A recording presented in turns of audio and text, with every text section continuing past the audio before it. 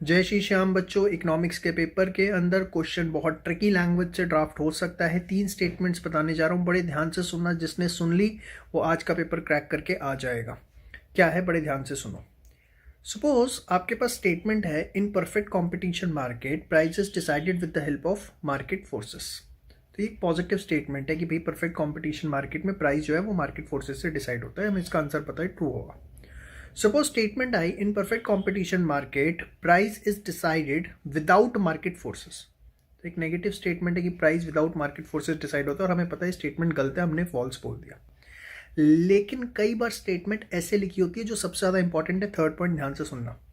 In perfect competition market price can not be decided without market forces. Price जो है वो decide नहीं किया जा सकता बिना मार्केट फोर्सेस के। अब इस स्टेटमेंट में अगर देखो तो 2 नेगेटिव वर्ड्स हैं। In perfect competition market price can not be decided without market forces. 2 negative word है, कैन नॉट, एक विदाउट। जब ये 2 नेगेटिव आ जाते हैं ना एक ही स्टेटमेंट में, यहीं आप एग्जाम में गलती करके आते हो।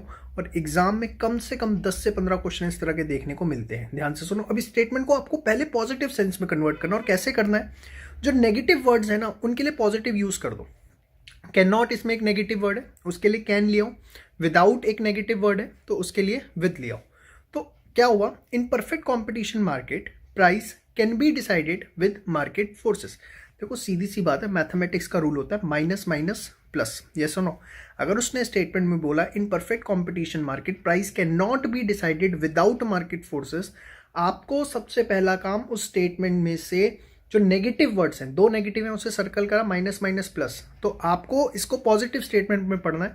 In perfect competition price can be decided with market forces. अब आंसर दो, इसका आंसर क्या होगा, ट्रू होगा। तो याद रखना, अगर स्टेटमेंट जो आपसे पूछी गई है उसमें 2 नेगेटिव्स हैं तो नेगेटिव दोनों को हटा देना। जैसे कैन नॉट था तो मैंने कैन बना दिया, विदाउट है तो विद बना दिया। तो आपके पास ओरिजिनल स्टेटमेंट आ जाएगी और आप आसानी से आंसर दे पाएंगे। कोई भी आंसर करने से पहले क्वेश्चन को 2 बार जरूर पढ़ना। और जब रेस्ट एश्योर्ड हो कि हाँ मैंने 2 बार पढ़ लिया, एक ही इंटरप्रिटेशन निकल रही है और वही उसका ऑप्शन जो है मेरे सामने जो है वही ठीक है, कॉन्फिडेंट हो तभी टिक लगाना।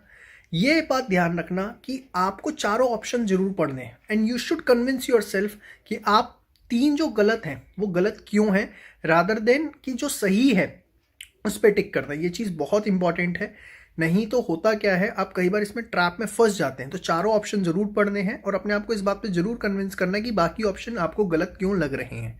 समझ में आई बात? ये 2 बातें आप ध्यान रखिएगा, आपका इकोनॉमिक्स पीसीके का पेपर बहुत अच्छा होगा। जय श्री श्याम।